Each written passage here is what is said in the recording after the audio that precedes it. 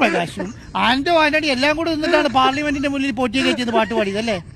ഒന്ന് ആലോചിച്ച് നോക്കിയേ, ഈ ഡെയിലി വീട്ടിൽ പോയ ആൾക്കാർ അല്ലെ, ഡെയിലി ഉണ്ണികൃഷ്ണൻ പോറ്റിയുടെ വീട്ടിൽ പോയി നിത്യ സന്ദർശനായ അടൂർ പ്രകാശും ആന്റോ ആന്റണി അടക്കമുള്ള ആൾക്കാരാണ് ഈ പറഞ്ഞ പാർലമെന്റിന്റെ മുന്നിൽ നിന്നിട്ട് പോറ്റിയെ കയറ്റിയത് പാട്ട് പാടിയത്. അത് കയറ്റിയത് സഖാക്കളാണ്. അപ്പൊ ഇവർക്ക് ഞാൻ പറഞ്ഞ മനസ്സിലൊരു ചെറിയ ഇതുണ്ടെങ്കിൽ അതിന് മാറി നിൽക്കത്തില്ലേ? ചെറിയൊരു തരുമ്പ് ഈ മനസ്സിനകത്തുണ്ടെങ്കിൽ, ഇദ്ദേഹത്തിന്റെ കൂടെ ഞാൻ വീട്ടിൽ പോയതാണ് എന്നുള്ളതെങ്കിലും ഉണ്ടെങ്കിൽ ഞാനത് അതുണ്ടെങ്കിൽ മാറിക്കില്ലേ? വീട്ടിൽ പോയി ഭക്ഷണവും കഴിച്ചു, അതാ പറയണേ.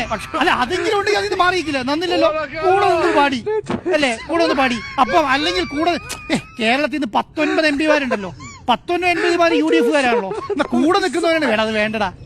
കാരണം അത് ഇങ്ങനെ ഒരു ചെറിയ പ്രശ്നമുണ്ട് എന്നുള്ളത് കൂടെയെങ്കിലും പറയട്ടെ. അതുപോലെ പാടില്ല, നിന്ന് പാടിക്കൊടുത്തു, എന്ന് പാടിയില്ലേ? ഇനി ആ പാട്ടിലുള്ള മറുപടി മുഴുവൻ പറയേണ്ടി വരും. ഇപ്പൊ എന്താ പറയുന്നറിയോ? അയ്യോ, ഒരു നോട്ടീസ് എങ്കിലും കിട്ടിയിട്ട് നിങ്ങൾ കുറ്റം പറഞ്ഞോളൂ. എന്തിനാ നോട്ടീസ്? നോട്ടീസൊന്നും വേണ്ട, ധാർമ്മികതയാണല്ലോ ഇത്രയും നാൾ പറഞ്ഞത്.